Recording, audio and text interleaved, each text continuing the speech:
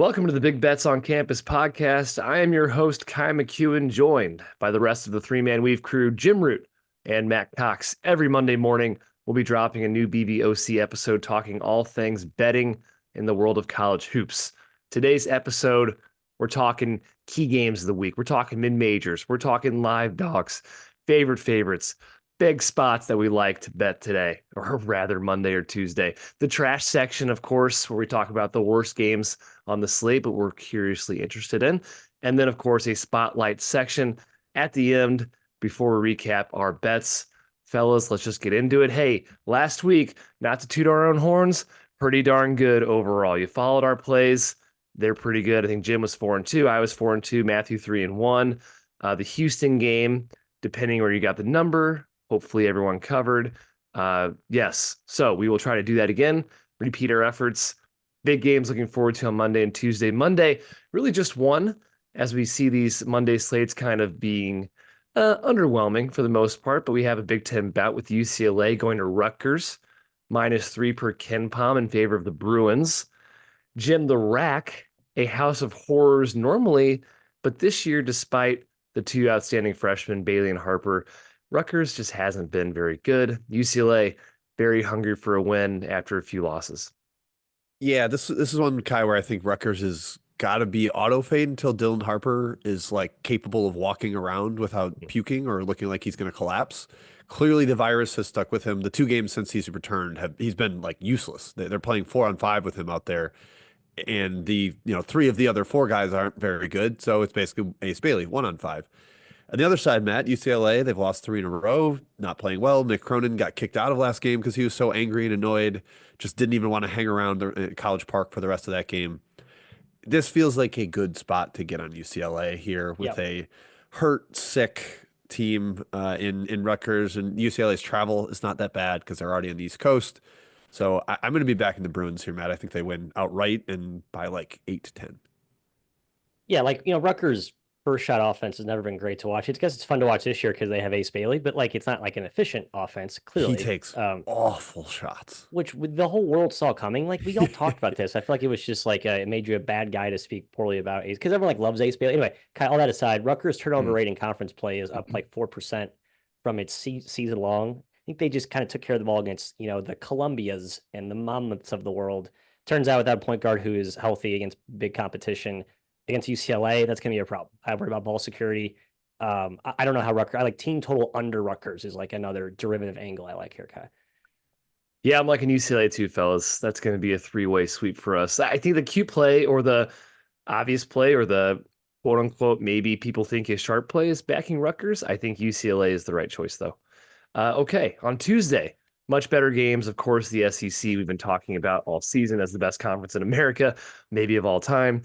We got a doozy. Texas A&M at Kentucky. The Wildcats off an awesome win at Mississippi State. This team is great. I would ignore personally the Georgia game because of the virus that was going around in the locker room, because of the strange reffing, bad shooting. Kentucky is legit. A&M off an Alabama loss has been missing Wade Taylor, their best player the last 2 games, looking to bounce back. Matthew, only -3 per KenPom. He has these teams very close. Obviously, if Taylor's out, this spread, I think, will balloon to 6, maybe even 7. Your thoughts on this game? Yeah, hard to stay away. I mean, honestly, the SEC, all the SEC matchup for this upcoming week, I felt kind of on the fence and sort of a womp. Sorry to give you lame content here, but just the results from the weekend, a lot of those hype home spots did not play as well. Like the SEC home courts were not as dominant as we saw the opening weekend. So overreaction by me, hand up. In the wake of that, Jim, I find myself confounded as to what I think Kentucky's home spot feels like here, what I think Alabama's home spot here feels like against Mississippi. So I'm just going to do SEC stayaways this weekend, as lame as that sounds. Fair enough. Trivia question for you guys. How many shots has Zurich Phelps taken in the 2 games without Wade Taylor? Oh, a lot. 1 billion. It's less than 1 billion, okay, but it's greater than 0. 54. 54 shots high. In 2 games. Yes, he is hucking. Just anytime he sees the rim, he's throwing it at the bucket. He's not efficient. That's a problem. However, Matt, you mentioned kind of spots, the home spots. The spot's better for A&M off the loss at home. Kentucky's off big road win at Mississippi State. Maybe that sets up a little better for the Aggies, but I'm not interested. Teams that bomb away from deep against A&M's very compact, switching, sometimes zony defense, always bottom 15 in the country in three-point attempt rate. That really scares me. I think Kentucky can get hot here, Kai. Mhm. Mark Pope's offense is constantly beautiful. They get great shots every single game. It's just a matter of whether they make them. I think they're going to get a lot of them here, a lot of good looks, and they can compete on the glass physically against the A&M onslaught on the offensive glass. So I do lean Kentucky. Lean Kentucky, especially if Taylor's out, would not touch A&M. So that's a key one. Check the lineup sort of game. Staying in the SEC real quick, Alabama is hosting Ole Miss. The Rebels have done nothing wrong. 3-0 right now in the SEC. They're looking very much like a tournament team, strengthening that resume, which non-conference schedule wasn't great. Alabama's been an absolute wrecking ball, has been dominating opponents lately. Matthew, you were skeptical on the Tide a couple I days was. ago on a different show. Do you like them against Mississippi? Kim Palm's got them laying 9. I tell you what, that's a pretty high spread, but this Alabama team is very good. Yeah, they're good, and I've just been like they haven't for as many good games, big games as they played. I mean, Oates' schedule was insane, and like you would have thought, like naturally there'd be a little bit of a letdown to start SEC play. Like, okay, our resume is already pretty beefy. We'll have plenty of opportunities. Human nature, they're gonna have like maybe a dud, but they just really haven't had any bad, to go back to back roadies in the SEC. Again, pretty damn impressive. Um, so yeah, Jim. I mean, it's A&M. Like A&M probably wins that game if they make free throws. So like, I don't want to like overreact to like Alabama's a juggernaut now, but I do think you have to respect Alabama's consistency. I don't like fading consistent teams when they've proven it for as long as they have this year. Yeah, Alabama's been rolling. I mean, before that A&M road win, they had won 4 straight by 20 plus against pretty solid competition. 2 good mid Yep. majors plus Oklahoma and at South Carolina, which Auburn just played there. And I know Janai Broome got hurt, but they were Yeah, losing down when two, I Broome think. got hurt. Yeah. Yeah, for me, I just think 9 points is a bit too much for Alabama in this against an Ole Miss team. I think is very, very, very good. I respect home floor though. I will not be backing the Rebels in this game. Alabama's been incredibly impressive on the boards lately. They out rebounded A&M offensive rebounding wise. They got grabbed over 50% of their misses against the Aggies. They're an unstoppable juggernaut right now. So I do not want any part of fading them. But again, spread too high to back the Rebels for me. In the Big Ten, we have Illinois heading to Indiana. We have Ohio State heading to Wisconsin. Illinois is an interesting one because they've been missing Kasparis Yakutionis the last couple of games, a forearm injury. We don't exactly know the extent of it. He could be back for this game. Obviously, it would be quite huge. Illinois is coming off a USC loss in Champaign. Feels like Illinois drops a weird home game every single year. That place is weirdly vulnerable to being upset for some reason. Indiana just got smoked by Iowa. Still no Malik Renew. Maybe it's starting to matter, maybe not. Jim, your Badgers, your Wisconsin Badgers, hosting Ohio State. Uh, they're looking quite good, in my opinion, kind of getting off the mat after a rough start in Big Ten play. Ken Palm's got that spread at 6, Illinois at 4 at Indiana. Do you like either of those games? I kind of like Illinois, whether Yakuchonis plays or not. I think they had a weird matchup with USC switching everything. And when a team switches a lot, you need the guy that can win one-on-one, and that's Yakuchonis. And they didn't have him for that game.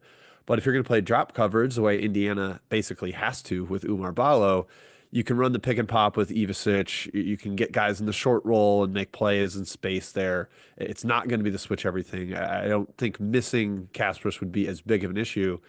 And Matt, if he plays, then of course that's a major advantage for Yeah. Illinois. Yes, this version of Indiana is better without Renault. They've got better spacing. The offense looks a little better, but my God, they got wiped out over the weekend, just completely destroyed by Iowa. Maybe they ran into just out of gas without Renault, but I like Illinois here to bounce back off the loss, Matt. Yeah, which I think like negates any sort of optimism you might have as an IU fan slash potential better here if like, okay, this is a bounce back spot for IU. But, from what I watched and reading all the, a lot of the Indiana coverage is almost too intricate, too much body language assessment. But there was a very joyless effort out there. Kind of we've seen under the Mike Woodson era the last couple of years. Like this Indiana team is very volatile, unpredictable, and it just kind of has it kind of stinks, right? Like, it was a good little 2-game stretch without Renew, great. Now I got hit punched in the mouth. I don't know if I trust this team as like a resilient bounce back bunch. Just kind of given the track record and some of the mental stuff we've heard around this team. So I don't know. Just a gut intuition there. Yeah, just Can I read you guys? Can I read you Cannon Carlisle's offensive ratings the last You 5 may. games? You may. 78, 61, 0, 55, 32.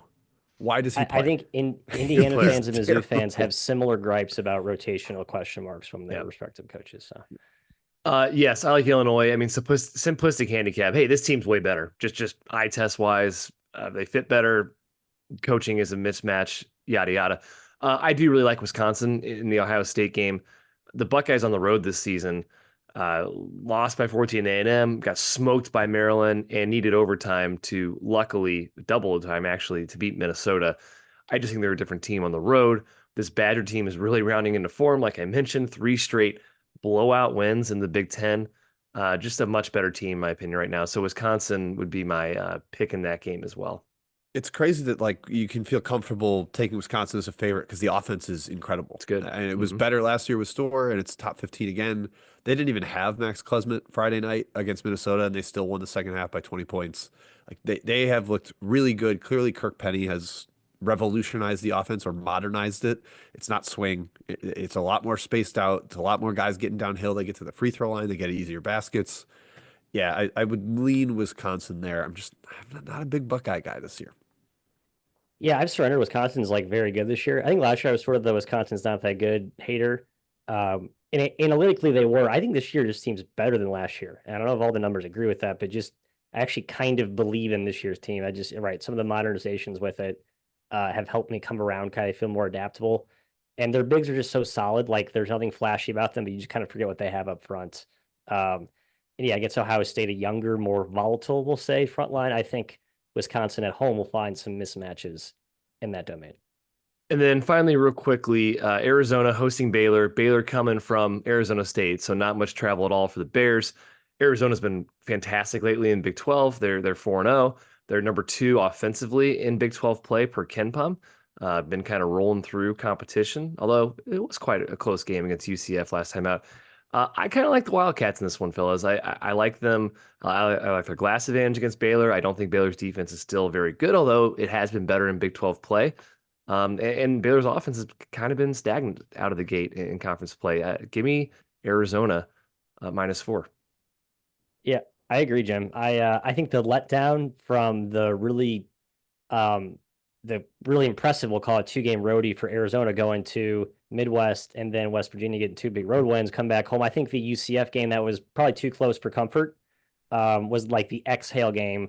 Now we get the Arizona team that we believed in, right? Just had one kind of dud game, and this is kind of the better spot here against a Baylor team that's going to be down what 6.5 guys at this point. I know. I think Drew said that true game time decisions for Love and Celestine. Celestine. Thank you. That's a problem. I like Zona here. Yeah, I do too. They've looked so much better, and it does feel like okay, the team just was missing out on close games against really good competition. Now they're starting to actually put some heft to the profile, to the resume, back up what the analytics tell you about how good they are. So I like them too. Baylor with the non-travel. I mean, Tucson or Tempe down to Tucson, not bad at all. It's like a 2-hour drive. Nothing there, but I'm with you guys. The way Arizona has trended up, the size they have to compete, both in the post and on the perimeter. I think that's big against the guards, the scoring guards the Baylor has. I will roll with Arizona as well, staying undefeated atop the Big 12. Love it. Okay, transitioning mid-major games this week. Nothing really on Monday. Furman plays Wofford in a SoCon tilt. If that's your bag, not really worth talking about in this, on this podcast for now. On Tuesday, though, 3 really good matchups. Colorado State at San Diego State. Aztecs laying 9. Jim, what are the numbers? Medved versus Dutcher. Quite the matchup history.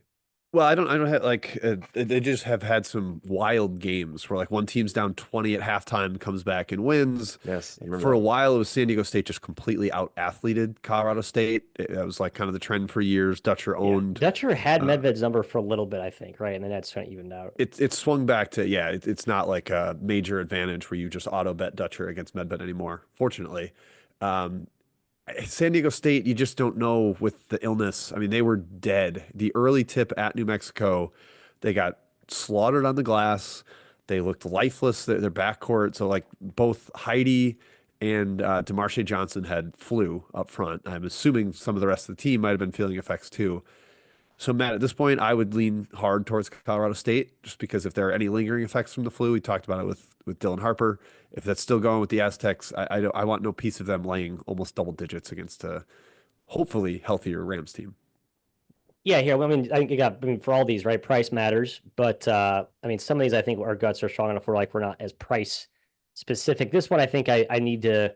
I feel like this could be shaded to like 8 or 7, which might be disrespectful to San Diego State at home. However, I do agree with Jim. I lean toward the Rams. Um, the Aztecs are good. I'm just more into their ceiling actually than I am like what they are right now. Again, they're younger. They've had some key guys out.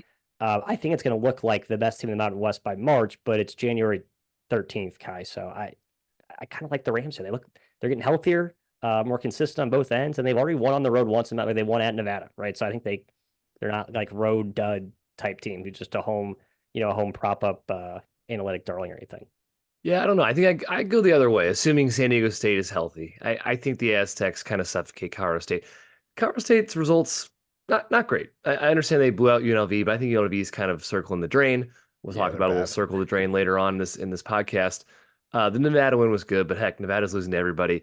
The non-con results are really bad for Colorado State. I, I would lean towards San Diego State again if they are healthy. The sickness is gone. Worth checking. Okay, SLU and VCU. KenPom's got 11 in favor of VCU. We know it won't be 11. SLU has taken money pretty much every single game this season. And while that was a losing effort to start, it's starting to pay off. SLU has looked much better lately. 3-0 in the A10, sitting alone at the top of the standings, where we thought they could be at the beginning of the year. They've had a lot of injuries and personnel issues. Well, now they've beaten St. Joe's and St. Bonaventure, two of the better teams in the conference in a row. Now they get arguably the best one on the road in VCU. Uh, Ball handling is a huge concern. VCU's defense is legit, forced turnovers. VCU probably has the athleticism advantage, and definitely has the athleticism advantage, and frankly, the talent edge, in my opinion, even with Robbie Avila on the SLU sideline. Matthew, it'll be interesting to see where this spread ends up. 11's obviously too much, but what is not too much? 7? Yeah, 6? what do you think it'll be, Matt? I'm curious. 7 is my guess. I'll go 7, I 7. think, is what it would be. Yeah. I have 2 random nuggets for you in this, Jim. You can take it however you want to. One, will VCU have running water / fans at the game? Kind of an issue Yeah. for the Siegel Center. So that would matter. I think they did last game, right? It was kind of a stupid. Like, how are there no fans because there's no running water? Like, what are we No, doing? for the Fordham game, they had no fans. They did not have So any. this last one, okay, yeah. I mean, Yep. And then Kai Gibson Jimerson, Mm-hmm. sharp shooter for SLU. Can't talk this morning. From Richmond, Virginia. He has been terrible at VCU all 3 games in his career. I'm not sure if that's a trend or just something to note, but I was like, oh yeah, kind of a homecoming. I can see Jimerson going off here maybe. But he's been terrible against VCU his whole career at VCU. So I don't know, Jim. Two notes there. Yeah, I probably won't have the price to take this, but I mean, like Kai said, SLU has been a lot better. Turns out when you run your whole offense through a big man fulcrum like Avila, it's read based. When he misses almost all the preseason with an ankle injury, almost all of November with an ankle injury, you don't look that good in December. And now since Christmas, they're up like 50 spots in KenPom. They've just been rolling through early A10 play. They've got a really tough A10 schedule. I wouldn't recommend betting them to win the conference. I think they'll take some losses and probably starting here, but I'm not going to lay 7 or whatever with VCU Kai. I think this one's a hard stay away from me. Maybe SLU keeps it close, but I don't feel strong enough to bet this game. Yeah, I echo your thoughts, Jim. Okay, one last one, and usually a conference reserved for the trash section. We're going to give it to him in the mid-major section. The It'd be OVC. nice one time to Would be him. nice one time. First of all, the OVC is basically every team is the same. I really think these teams are separated by very, very little points. The results often make no sense. It's one of those leagues that any team can beat any team on any given night. Little Rock is going to SEMO. KenPom's got this one -1. Little Rock is the top KenPom team in the OVC, though they sit 2-2 in conference play. SEMO, I think, is number 4 in KenPom, but they are 4-2 in league play. Jim, I think you wrote the OVC, or was it Matthew? I did, You wrote the but OVC. Jim, I did Kai. I was the official writer, but Jim directed me properly with SEMO. I'm in on SEMO. I'm biased toward the Missouri-based schools in this conference, SIUE and SEMO, obviously. But Jim, I give him credit. SEMO's kind of a good little team this year, right? Coming off that terrible Brad Corn year last season. just got some better pieces, older, just not as banged up as they were last season. And Little Rock is banged up. That's the question, right? If they're not healthy, I think SEMO, it's probably gonna be laying 3. I bet they're. I don't think Ken Palm is going to be on par with market here, Jim. I like SEMO though if it's like 3 or less. Yeah, Lean Sema, the big piece for Little Rock is Gatkek. He's like the point man of their zone trap type stuff. They press a little bit. He's the top of that. 6'9", former Florida player, like big time athlete. They pair him with Wilkinson, the former LSU guy, Jonathan Lawson, former Memphis. They're throwing a lot of athletes at you for the OVC, but they still don't have KK Robinson back, the big time shot creator. And if Gatkek's out, that kind of undermines what their entire style strategy is based on. So I would lean towards SEMO too, Kai. Yeah, I got really nothing in this game, fellas. I'm going to trust what you guys say on this. I would lean Little Rock, but with the injuries, you have to adjust your number obviously down. So I got nothing in this game. Live dogs, though. I'll have a couple pups. Yeah, live dog section. Last week, San Jose State, hey, they covered. They covered against Utah State. Didn't quite get there on the money line. Valiant effort for the Spartans. This week, I put in one on Monday, and I just want to hear you guys' thoughts. Morgan State hosting Norfolk. Ken Palm's got this one +10. Should be a nice little juicy money line number on there. Morgan State's a team, for some reason, I was higher on in the preseason. They have a lot of talent. Now, Winston Tabbs, the former Power 5 transfer, he's been out a couple games, but they beat North Carolina Central. They hung at Howard. Norfolk's a little bit of a different animal, but I don't know. I think they can maybe stick within 10, especially at home, Jim. You just love Bears. You're a I Bear love Bears. guy. I'm a Bears guy. Morgan State Bears. Go I Bears. I fear Norfolk. I think they're like, I mean, they're up to top 150 in Ken Palm. They are one of the better MEAC teams we've seen in recent years. This is Rob Jones' best team there, and he wins 14 games in this league every single season. So I'm gonna let you have your Morgan State guy. I don't know if I'm actually going to take it. I just wanted to pose the question. Okay. Matt, nothing on that. We'll go Tuesday if you don't No, want to. I'm Okay. not dialed in with the MEAC. I guess I lean toward the dog there, but I feel like I've lost more money fading Norfolk State than like any other extra board team in the last 3 years. Just like a random Yeah, not a one-off, fun team to fade. personal buy. No, it's just a good team. Okay, Tuesday. I'm going to lay out the lists here, and you guys tell me what you like, okay? So I added Mississippi State +13 right now in Ken Palm at Auburn. Will not be the spread with Janai Broom out, but Janai Broom is out. Auburn looked shockingly a little bit mortal against South Carolina, and South Carolina was missing 2 starters in that game. So Mississippi State on the road, one to consider. Louisville is playing at Syracuse. Syracuse looks a lot better lately. JJ Starling is back in the lineup. I don't give a crap. Oh, I can say shit. I don't give a shit that Donnie Freeman is out for this team. He means nothing. They're 2-0 without him in the lineup. Who cares? Louisville also off a huge Pitt win. Maybe a good spot for the Orange. Georgetown going to St. John's. +10 at Ken Palm. And again, juicy number. That team is not that bad. Toledo, our MAC darling, a team we think is going to be a lot better in MAC play. They have shown that so far, although they blew a cover recently against Central Michigan. They're at Akron. Valpo is at Belmont. Valpo is much better this season than people expected. The Valley is very tough this year to predict. Belmont off a huge win at Indiana State. We talked SLU going to VCU. That might be a tougher one to swallow. And then we have our Spartans again. San Jose State hosting New Mexico. Very interesting spot with New Mexico hosting San Diego State and hosting Boise on Friday. A little in-between spot if you're into that sandwich sort of thing. Sandwich, yeah. So, Jim, I'll start with you. Of that list, or you go off book, what do you like in terms of live dogs this week? I'm going to bet Mississippi State. I'm curious again what you guys think the number will be. If it's 13 at Ken Palm, is it going to be 8? 8 or 9? 8. I think it's like 7. I think it's going to be like 7. Okay, I'll probably take it either way. 7's pretty low. Yeah. I just think he's such a big piece, and they've got a lot of other Cardwell's very good. Yeah, Cardwell's like, it's how happy are they that he stuck around for a 5th year, that they can just play him as their starting center now and be all right. But without him and Mississippi State off a home loss, I think you see a really galvanized Bulldogs team there. I think they can win outright. I'll definitely bet them on the spread. Going to debate money line. Of the other ones, Matt, I'm going to run back San Jose State. They might be the patron saint of this section. I think we take the Spartans every single week because they keep catching these top end Mountain West teams in tough spots. That sandwich between New Mexico and Boise is really challenging.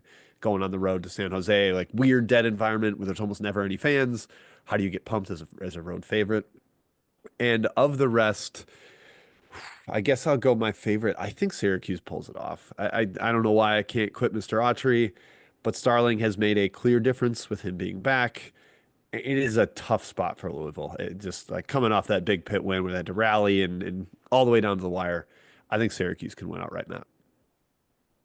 I'm going to go with the kind of spinny, kind of the obvious ones, Toledo and SLU. Obviously, the projected Ken Palm spreads for both those will not be near the over. So it comes down to value. But I think those are actually ones where I won't be as antsy to like bet the spread. I actually think those are two kind of high variance teams where I could certainly see VCU just swallowing up SLU, right? They just kind of get smacked by them, defensive length and the depth of VCU kind of overwhelmed, right? You could also see Akron, frankly, their whole new offense this year has been lights out, and their performance kind of it justifies them being the 7-point favorite. They can get white hot. You could see Toledo getting smacked by like 30. So I actually like both these money lines more than spreads. Even though I don't think the money line value will be all that great because again, you'll be getting a derivative of the actual spread, which will be probably shaded down. But I like, again, the money line relative to the spread, just given the variance monster seeking variance here, Kai. Yes. I do expect to be on Mississippi State. Again, we'll see what the spread is. Money line, okay. I'm going Georgetown, fellas, as my pick from this litter. I think they can get it done against St. John's. They've played the two best teams in the conference, Marquette and UConn, pretty darn close. I know UConn was missing McNeely. Still, I guess UConn was winning for big most of that game. I take that back a little bit. But I think Georgetown can hang around against St. John's and make it close to the end, enough to pull out the upset. And I will keep backing the Toledo Rockets. Akron has been incredible offensively thus far in MAC play. I mean, they are freaking ridiculous. But Toledo, this team's going to lose 3-4 games in conference play like they do every single season. Why not keep it going here? So Toledo and Georgetown will be my picks of the litter there. All right, favorites. Here we go. Last week, Houston took down TCU.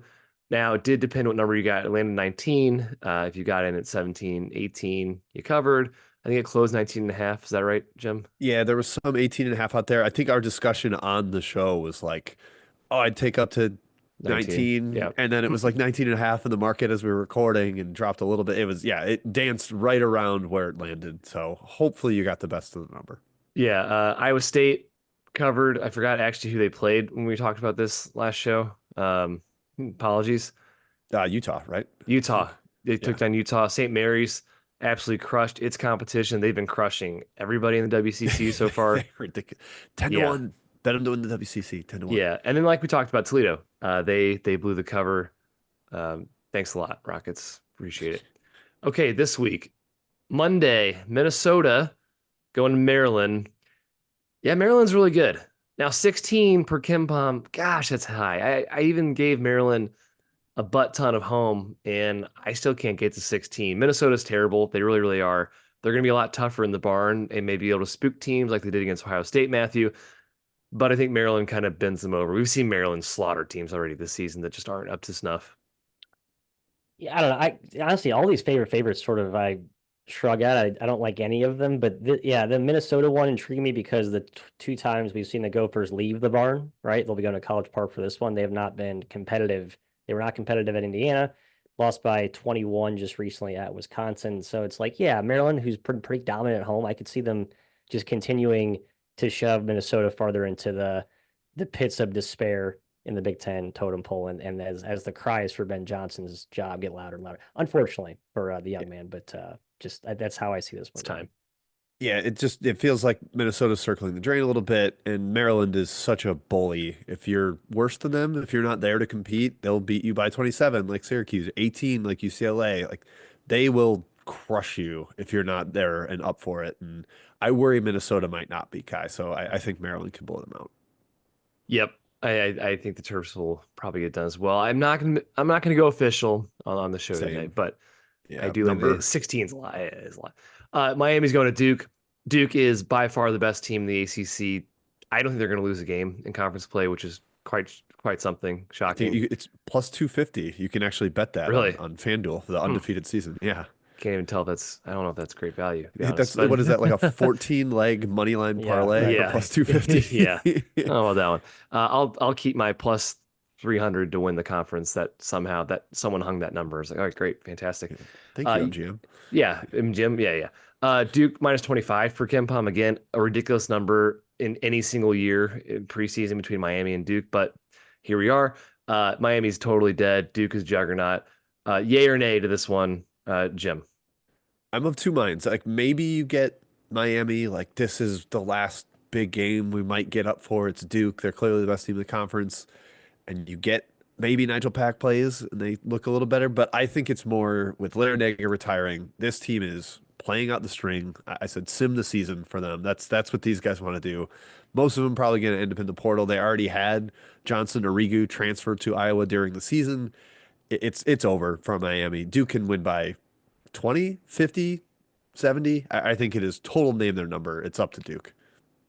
Yeah, I just didn't like Duke kind of messing around with Notre Dame. I just kind of lost confidence in them being a joke. Like I now just saw Duke good, sort of though. take their foot off the gas, and I'm just not saying Miami's going to be the one to challenge them, but like 25 with this number, Duke was up for me. 18 with 5 minutes left. Yeah, I don't know. It was just like a whatever. Miami has like pros players on their team still. Like 25 points, come on. You're probably right. It's probably the right side, but I'm not touching it. I agree. 25 is too much. Not on it. But I love this one, fellas, and I'm officially going to be on this one. BYU hosting Oklahoma State. Now, this is a similar situation to last week when we saw Texas Tech go from Utah to BYU. Not much travel there. And BYU is coming back from TCU. So a little bit more travel for the home team. However, second leg of the trip, I don't think Oklahoma State holds up like Texas Tech did. Oklahoma State, in my opinion, is right now the worst team in the Big 12. And BYU is hungry for wins. 3 straight losses against TCU aside. TCU is a very physical team, tough to play against, but a narrow loss Texas Tech. Then they played the juggernaut Houston, hungry to get back on the win column. I think BYU takes out the trash against Oklahoma State, wins by 20. Yep, I like that, Kai. I think it's not like Texas Tech where they had played awesome in their first leg of elevation. Oklahoma State did not. They got crushed by Utah. I feel bad for BYU. I don't get why their schedule is home away, home away, home away, where everybody else gets like the 2-game road trip to Arizona or the 2-game road trip to the mountains. So that's kind of tough for them. But yeah, this is where I think they're finally lined in the sand, Matt. Blow out Oklahoma State, who just they're just kind of bereft of Big 12 talent. Yeah, Oklahoma State's offense is horrible, but their defense is respectable at times. I kind of think they're going to be a tough kind of cockroach team for BYU's good, but I don't know if I'd try again. Big numbers here. That's why I don't like any of this. Just like 12, sure, but not strong enough for me to actually. Very doable. 12 for me. It's doable. Like in altitude. Oklahoma State's 2 road games in the Big 12 lost by 19 at shorthanded West Virginia, lost by 21 at Utah. They are blowoutable. Yeah. Yeah, I'm taking that one. Final one. I'm not interested, but Northern Iowa hosting Evansville. Evansville finally came back down to earth. They haven't had Posado in the lineup, their best player, and they won 3 Missouri Valley games. They just got crushed by Drake. That's okay. A lot of teams get crushed by Drake.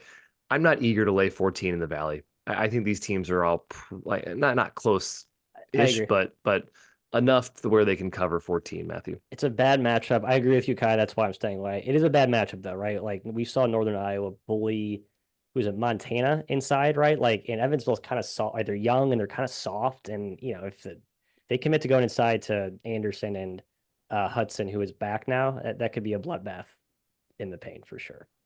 I'm not touching it. I thought the first 2 games that Posada was out, Evansville got slaughtered. And I was like, oh, we should just bet against them every game that he's out. And then they played 4 really good games in a row. And I think I lost every single time.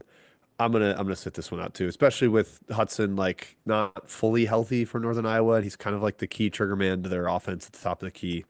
I'll leave this alone. Me too. All right, spots. Here we go. Last week, South Florida, man, covered, actually went out right at Wichita with the extra rest we talked about. The teams that stayed in their area, again, I just mentioned Oklahoma State staying in Utah, Michigan, and Texas Tech, both covered on the road, both against the home teams traveling back. That was UCLA going back to the West Coast against Michigan. That was BYU going back to Utah against Texas Tech. Again, kind of weird when the home team has to travel further than the road team. It's a bit of a weird scheduling quirk. Again, I like BYU this week. Tuesday, nothing really Monday.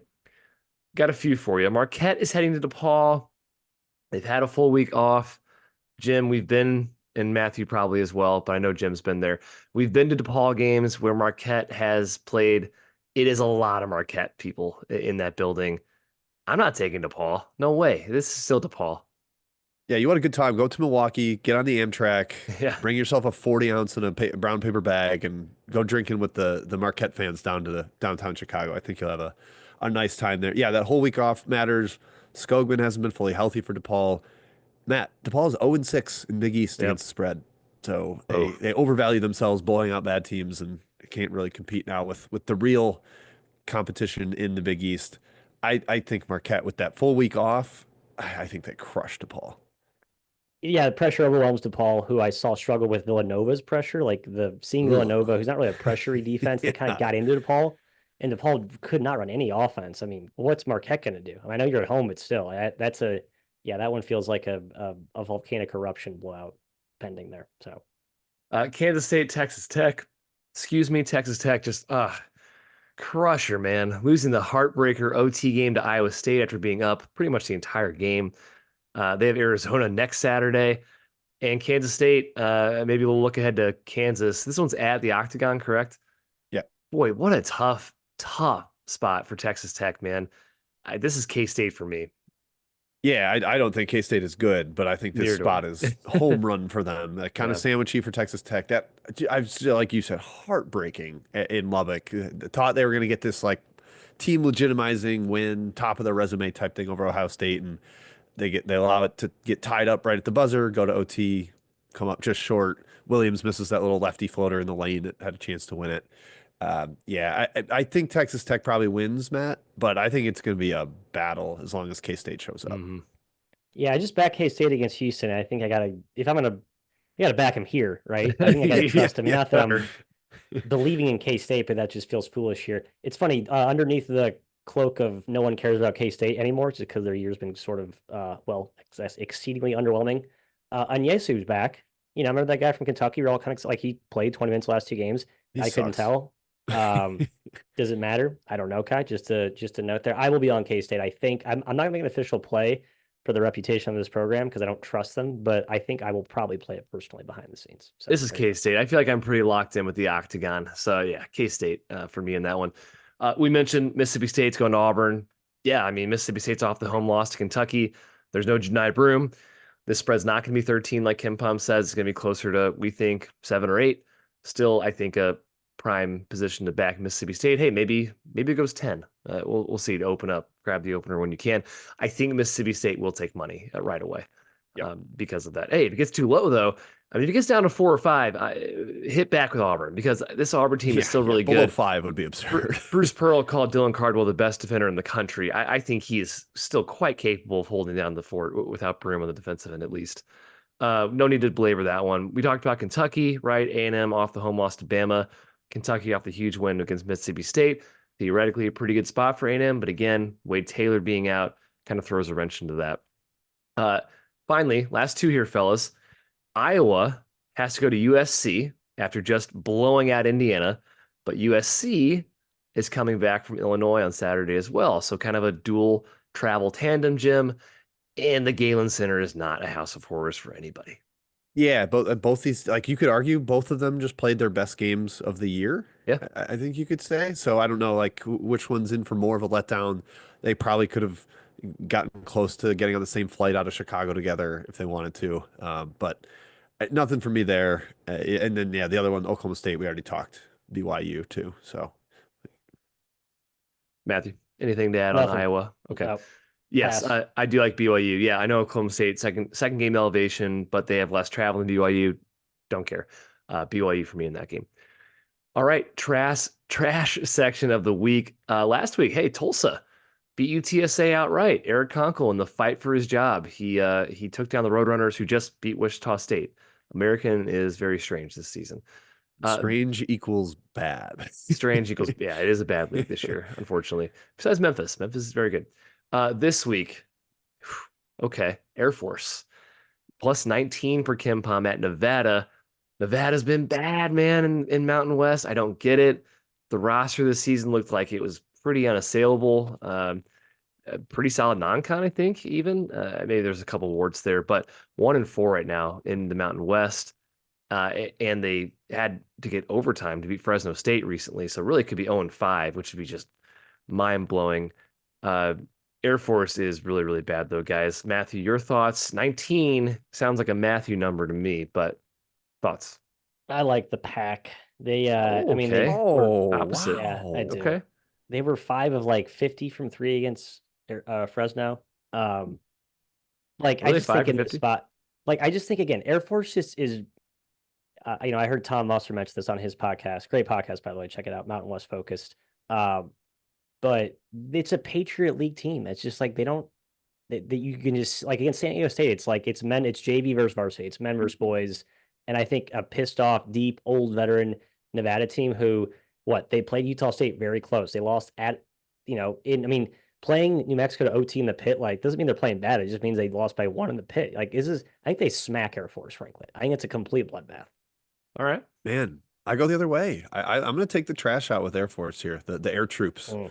I'm going to lock into the cockpit and take the boys. I think 2 straight OT games for Nevada, and they just have been bad against inferior competition lately. So Kai, I hope I get, if people can bet it to 20, I'll take that. Give it to me. Yeah, I lean towards Air Force. And the only reason is why should we be laying 20 with Nevada right now? I just don't. I hear Matt's point about playing New Mexico close, Utah State close, but you also lost to Wyoming. You also were your favorites against Colorado State, lost outright. And Fresno overtime is just not a good look. They're 5-29 from 3, like Matt said. Still, yeah, I just can't trust this team right now in their current state. So lean towards Air Force there for me. Finally, we've mentioned it a couple times in the podcast, but a spotlight section on teams circling the drain. Teams that are bad against the spread in conference play thus far. Yeah, DePaul, man. Paul's 0-6 against the spread in Big East play. This is sad. They're clearly a lot better than last season. How could you not be? But it's the same old DePaul. They're sitting in the basement of the league, and guess what? They're hovering around 120 in KenPom. It's kind of same old, same old. Do you I guess I'll frame this section with, do you believe in the start or do you think they'll bounce back going forward, aka maybe a good buy low opportunity for these teams? Jim, DePaul. Yeah, I put in a caveat section in this of injury marred teams, and that might be why they started so slow. I probably should have put DePaul there because Skogman has been so important to He's them. huge. He's only played 19 total minutes in the 2 games he's been back. The 3 he missed, they were not good. He only played 11 minutes against St. John's. Like, he has been a shell of himself. Once he gets more into the rotation, back to full health, I think they are going to be a good buy low. Matthew. Yeah, no, I agree. A lot of these teams, I just feel like if this is the kind of point in the year where it's like, is this the inflection point toward the disaster, or is it the wow, what a gold buy low? I mean, I think we'll go through them. I think I'm sort of a skeptic on mostly, including, Yeah. yeah. So good. Well, this next one for sure. Miami 0-5 against the spread in ACC play. Yeah, they're done. They're absolutely done. They might cover 3 games the rest of the year. So the Canes, bury them, done. In fact, why have I even kept their power rating at a respectable number? I should just dump it and be below market at this point. I can't believe I bet them against Tennessee and they covered. I don't know. That feels so lucky in hindsight because that team is bad. Yeah, bad. So Matt, you're kicking Miami to the curb as well. Yep. Next, Cincinnati is next team for sure. Like, so sorry not to jump the gun here on your That's intro all right. for Cincy, but Jump it, baby. when you hear some boo birds in your home building when KU's there, I don't like the vibes around that. That's not great. Actually, I'm going the other way on Cincy. I think they'll get it back. I think they will recover I hope and you're bounce right. back. They played Kansas is really good. Yeah, Cincy's 0-4 though against the spread to start Big 12 play, Jim. 48 points and offense 40 points last 2 games. Like, I don't care who you're sucks. playing Houston both games. Like, come on, 48 Yeah. and 40. Yeah, like they've had bad shooting luck. They're 26% from 3, 52% from the free throw line in league play, but they're a bad shooting team overall. They're a bad shooting team. Right, there's no 355th. regression there. They just can't shoot. And they're not getting good shots. They have 45% from 2. Like, it's not just a shooting thing. They don't run anything like offensively. They don't have a plan. They've got a lot of non-shooters on the floor. I fear for them. They can win some defensive battles, but maybe just bet Cincinnati unders. Yeah, LSU 0-3 in SEC. Yeah, here's the deal with LSU. They're just not good enough to compete with this year's SEC. I don't think they're that bad, but losing Jalen Reed after 8 games, that was huge. I think he was their most talented player. Through 3 games in the SEC, they lost by 8 at home to Vanderbilt, a game you need to win if you're going to win anything in the SEC this year. And they got blown out at Missouri, and then a decent-ish effort, but a double-digit loss at Ole Miss. I don't think LSU is going to win a game. Maybe against South Carolina when they host South Carolina, but it's going to be 1-17 type of year for them in the SEC, I think. You don't I think they see can beat the Hogs, man? The Hogs coming to Yeah, that's town on true. Tuesday? Not a good basketball team either. As even bad as Arkansas is, I think they're better than LSU still. I Yeah. agree. Yeah. So So here's my take on LSU. It's like going to be like the Mizzou season last year, where you guys weren't like as bad as the 0 whatever record indicated, but you're still bad, and maybe you're in a lot of close games, and you'll be a thorn in the side of certain teams, and you'll be annoying to play against in the schedule. But yeah, LSU. So ATS perspective, I don't think it's a hard sell, but I think they're going the wrong direction. I think a lot of losses and a team I don't want to bet. I don't want to back. well, hey, speaking of, Arkansas is 0-3 as well against the spread in the SEC. I'm fine with continuing to fade the Hogs. Like I'm out on Arkansas. I said that on a different show. Now, losing by 8 to Florida, they were really down by like, they're at arm's length the entire game, I would say, except for a hot start. But Arkansas is not a team I'm eager to back at all going forward. Oh, they look poor. I mean, you can't have better spots. Like Florida off a 30-point demolition is the number one team in the country, feeling fat and happy, and Arkansas trailed the whole way, couldn't score. Cute one maybe for you A-Sun lovers out there. The A-Sun, by the way, is still one of the most impossible leagues to bet on a day-to-day, week-to-week basis. But Bellarmine, yeah, they're circling the drain. They're done. They're the worst defense in the entire country, and boy, do they look it. They lost to Central Arkansas, a team they should have beaten. They've played 3 good teams: North Alabama, Jacksonville, North Florida, all pretty good teams in the A-Sun. But this team is not one you should be betting. If your number says bet Bellarmine, I would reconsider and say I don't need to bet Bellarmine. There's a million other games on the slate today. Retirement watch. We love Scotty Scott Davenport, Davenport, but yep. he is, per our guy, Trilly Donovan, definitely on retirement watch. I think he's done. Yeah. Yeah. And then Jim mentioned there's some injury crew, bad starts, we'll say, to the conference play from ATS perspective. Theoretically, teams that would be good to back heading forward, assuming they get some guys back. I will make one exception from this list, but Sam Houston 0-4 against the spread. I think that's a key bounce back candidate, assuming they get healthy. Northeastern's 0-4 against the spread. What did they do wrong in non-con play? Again, another team I think could really bounce back, and I think Bill Cohen's a great coach. Georgia Southern's dead to me. No thanks, but they have been missing Holloman. They're 0-5 against the spread in Sun Belt. Green Bay's 1-6 against the spread in the Horizon. I don't think they're going to win a game in the Horizon. That team's terrible. Nope, not betting them, and I don't think Roy's coming back either. So Green Bay, get out of here. But Rutgers, 1-4 against the spread in the Big Ten. We already said we like UCLA, but going forward after that game, Rutgers may be a good candidate with Dylan Harper and Ace Bailey. Matthew, those 5 teams, who you backing and who you staying away from? Sam Houston, the only team I trust to actually really, just because it's a lot of the same guys from last year. It was a special team last season. I sold all my Georgia Southern shares. That team just isn't a team.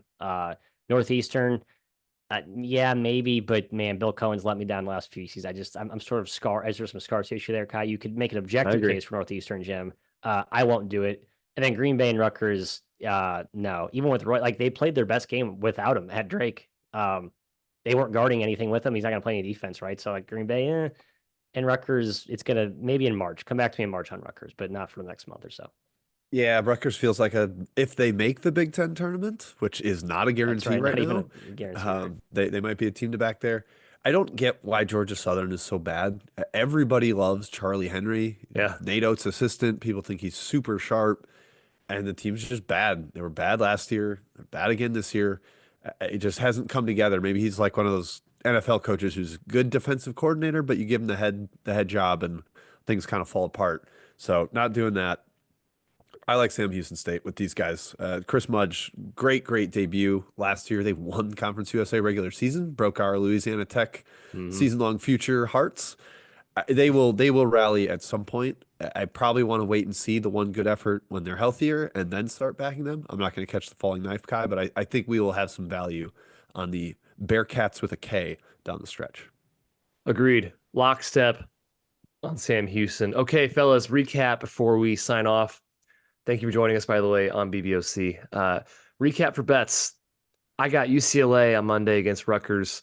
I got BYU against Oklahoma State on Tuesday. I'm taking Georgetown against St. John's and sprinkling the money line. I'm taking Toledo against Akron and I'm sprinkling the money line. And then Kansas State, the Octagon of Doom, shows up and they cover against Texas Tech, laying, I'm sure it won't be 8, let's call it 6. Texas Tech would probably be laying Kansas State. Jim. Volume guy, always am. I'm just our chief volume officer. UCLA -3. If it's 5, I think I'd lay up to 5 with the Bruins against Rutgers at the rack. Feels crazy to say, but angry elf Nick Cronin. Illinois up to 5 at Indiana. I would lay Mississippi State down to 7 at Auburn. Again, that number is so fluid with Broom status, but I will also hit some money line there. San Jose State +8. I'm going to keep riding the Spartans. BYU -12, along with Mr. McEwen. I don't love the number, but I think Maryland blows out Minnesota, so I'll lay that up to 16, which is what the Ken Palm number is. Marquette -12 at DePaul, with DePaul not fully healthy, and Air Force +19. I'm going to get the air troops into the rotation here. Matt, what do you got for them? Keeping it tight, 4 picks. Winners only. SEMO, Marquette. Let's go Redhawks. Let's go Golden Eagles. Sorry, playing possessed Blue Demon fans. I think it's going to be a bloody affair there at Wintrust. We should probably go see it in person, but we won't, obviously. We won't. And then 2 money line dogs, SLU and Toledo. As I mentioned, I like them both better on the money line than the spread. I will suspect you'll see some early overnight action on both those teams. I'm not going to chase the overnight team. I'm just going to kind of wait and see where the money line price settles and trust my gut, my plumes, that the variance in one of those teams can play to, very, very high levels, which we know they're both very capable of. So we'll see. Matt loves his plumes, and we love all of you. Thank you for joining us on Big Bets on Campus. We're back next week with another episode.